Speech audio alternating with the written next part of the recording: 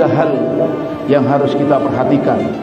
Yang pertama niat, yang kedua kaifiat, dan yang ketiga adalah goyat. Yang pertama niat.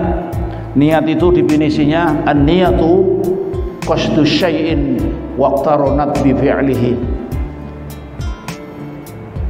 Niat artinya menyengaja sesuatu dan melaksanakannya. Itu artinya niat. Nejo suwiji-wiji lan melakoni, itu niat. Dan ini merupakan ruh dasar diterimanya amal kita.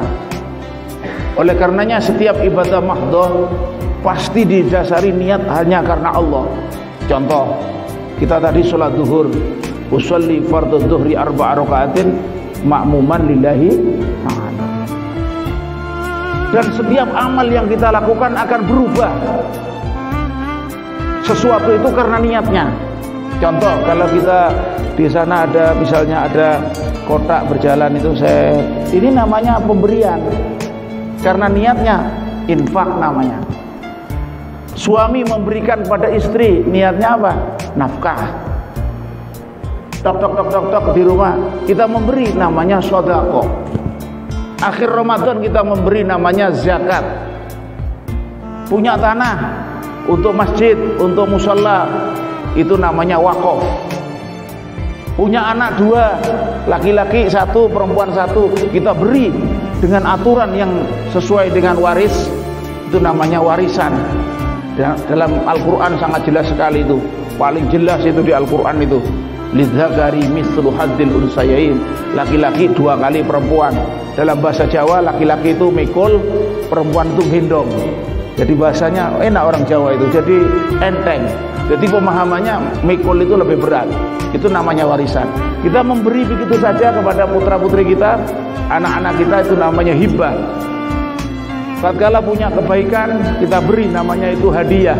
Itu memberi, itu bedanya pada aspek niat. Dan niat ini menentukan amal kita. Wabil khusus ibadah puasa yang kita lakukan ini, mohon maaf, nanti nilainya tidak sama ini nilainya. Dan puasa ini tidak ada panitianya. Kalau puasa, sholat tarawih boleh ada panitianya, id boleh, halal bihalal boleh, zakat fitrah boleh. Kalau untuk puasa ini tidak, langsung Allah ini yang menilai. Karena apa? Mohon maaf, kita kalau sesama manusia boleh saja kita ngapusi itu. Misalnya kita minum sedikit, tidak ada yang tahu di kamar misalnya, kan tidak ada yang tahu gitu kan. Kenapa tidak kita lakukan? Karena kita punya komitmen keimanan kepada Allah Subhanahu wa taala. Yang kedua, kaifiat, tata caranya. Tata caranya kita puasa ya sebagaimana definisi yang ada, puasa tidak makan, tidak minum, dan hal-hal yang lain yang membatalkan puasa.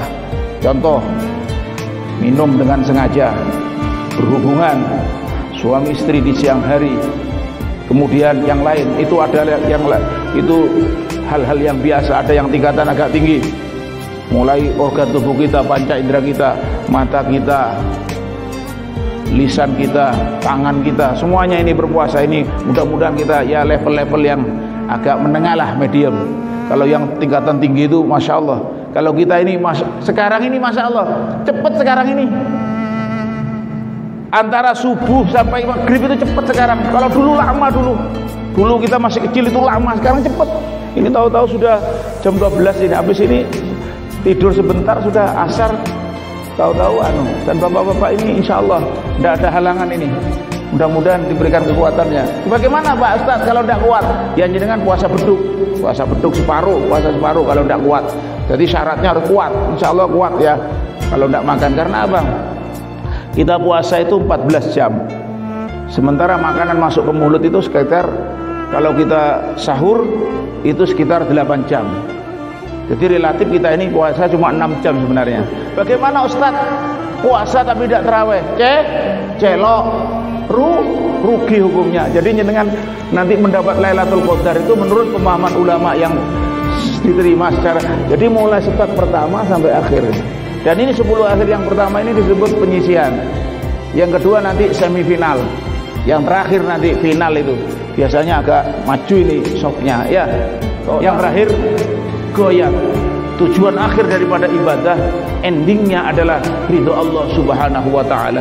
Sehingga dalam doa witir itu kita selalu berdoa, nas'aluka ridhoka wal jannah wa na'udzubika min sakhatika wan nar. Kami mohon kepadamu ya Allah, berikan kami ya Allah surga, ridho, nas'aluka ridhoka wal jannah, ridho dan surga, wa na'udzubika min sakhatika wan nar, dan aku berlindung kepadamu ya Allah dari murkamu ya Allah. Mudah-mudahan dengan 3 hal ini ibadah kita akan diterima oleh Allah Subhanahu wa ta'ala.